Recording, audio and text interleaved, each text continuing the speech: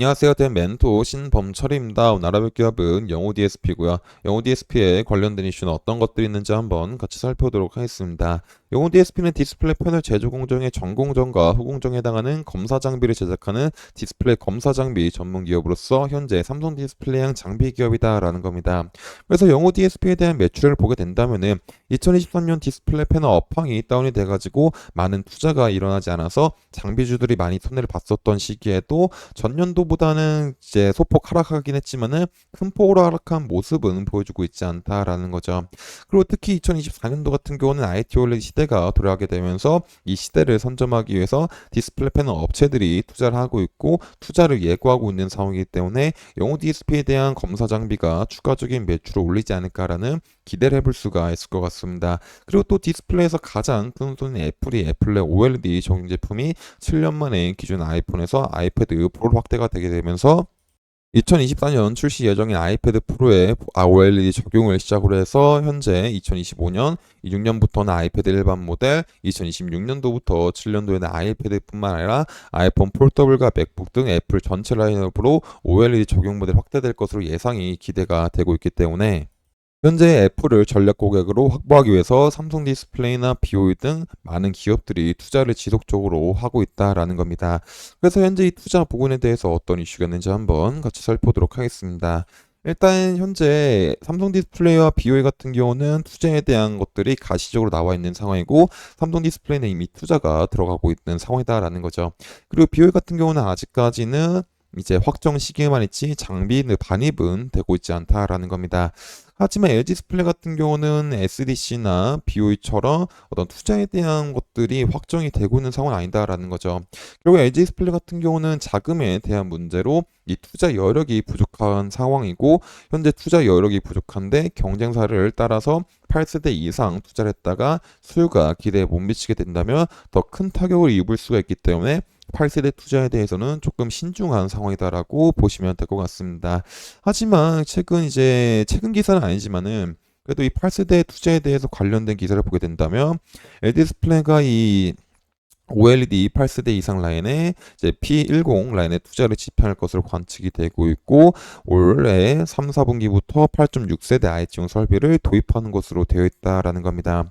그래서 이제 LG 디스플레이 같은 경우는 앞서 말했듯이 자금에 대한 문제를 인해 가지고 이 8세대한 부분에 조금 늦은 경우도 있고 신중한 모습을 보여주고 있지만은 그래도 2024년도에 희망 회로를 돌려보자면 올해 3, 4분기부터는 이제 시설 설비 투자가 들어갈 수가 있다라는 겁니다.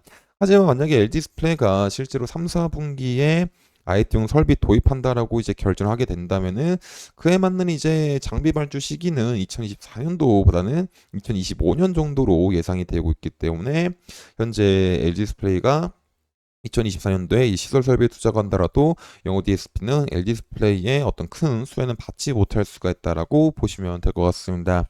그리고 삼성 디스플레이 같은 경우는 2023년도부터 2026년도까지 약 4.1조 원에 해당하는 OLED 시설 설비 투자를 계획을 하고 있고 그 계획 중에 일부가 전년도에 진행이 됐다라는 거죠. 그리고 올해 증착기가 반입이 됐다라는 겁니다. 근데 이 증착기 같은 경우는 삼성 디스플레이가 한 대만 반입한 게 아니라 두 대를 반입했기 때문에 삼성 디스플레이는 최소 증착기에 맞게 두 번의 투자는 더 일어나야 된다. 한 번 더 투자가 일어나지 않을까라고 기대를 해볼 수가 있을 것 같습니다.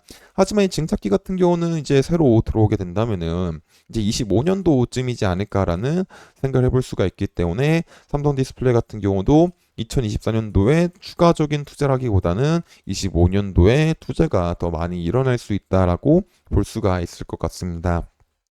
그리고 BOE도 마찬가지지 않을까 싶습니다. 특히 BOE 같은 경우는 이제 OLED에 대한 투자를 앞으로 11조 원 하겠다라는 말은 전년도부터 있었지만은 특별하게 가시적으로 나온 부분은 없었다라는 겁니다. 하지만 최근 이 기공식을 통해 가지고 뷰가 이제는 OLED 투자를 하겠구나라는 생각이 들고 있는 상황이고 또 그 생각이 드는 상황에서 장비 반입 시기가 2025년도 2분기로 이제 예정이 되어 있다라는 거죠. 결국 BOE 같은 경우도 2025년 2분기로 예정이 되어 있기 때문에 2024년도보다는 2025년도에 투자가 집중적으로 일어나지 않을까라는 기대를 해볼 수가 있을 것 같습니다. 그래서 영호 DSP 같은 경우는 최근 삼성 디스플레이가 2024년도에 추가적인 장비 계약을 하긴 했지만은 2024년도보다는 2025년도에 더 많은 장비 계약이 일어나지 않을까라고 기대를 해볼 수가 있을 것 같습니다. 그래서 일단 이제 영호 DSP가 앞으로 이 장비에 대한 계약이 어떻게 진행될지 지속적으로 살펴봐야 될 것 같습니다. 그래서 이런 부분들은 제가 지속적으로 확인을 해서 여러분들한테 알려드리다 보니까 영호 DSP에 관심 있으신 분들은 제 영상을 시청해 주시면 감사하겠습니다. 그래서 영호 DSP에 대한 주가도 한번 같이 살펴보도록 하겠습니다.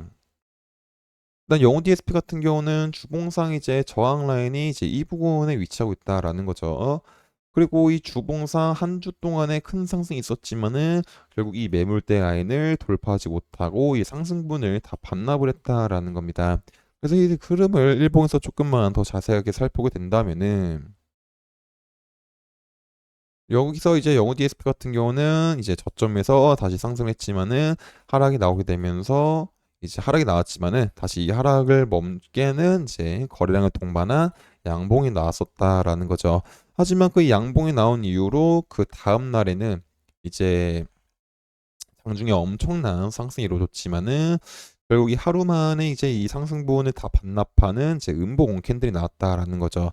그리고 이 음봉 캔들에 대한 거래량을 봤었을 때는 이제 상승했을 때 거래량보다 압도적으로 많이 나온 모습을 보여주고 있다라는 겁니다.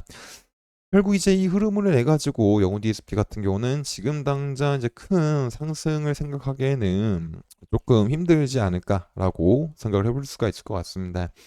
그래서 지금 당장 중요한 거는 영호 DSP가 이 부분에서 거래량이 상당한 거래량을 동반한 음봉 캔들이 나오면서 가격이 지속적으로 하락을 했기 때문에 지금 당장은 약간 관망을 하면서 이제 이런 라인들을 잘 지켜줄 수 있을지를 확인해 보는 게 좋지 않을까 싶습니다. 하지만 만약에 영호 DSP가 이 라인들을 지켜주지 못하고 가격이 지속적으로 흐르게 되게 된다면은 어느 정도 하방에 대한 리스크 감소가 필요하지 않을까 싶습니다.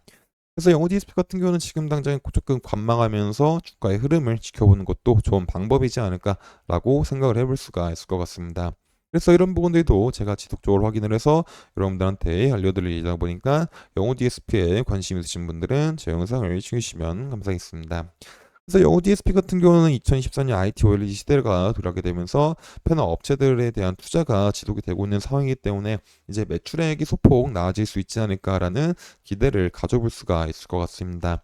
하지만 일단 이 투자 시기를 보게 된다면은 이제 2024년도보다는 2025년 정도에 더 활발히 이루어질 수가 있는 부분이기 때문에 영호 DSP 같은 경우는 2025년도에 장비 매출이 더 많이 나오지 않을까라는 생각도 해볼 수가 있지 않을까 싶습니다. 그래서 이런 분들이 앞으로 어떻게 이루어질지 지속적으로 살펴봐야 될 것 같습니다. 이상 대면 멘토 신범철이었습니다.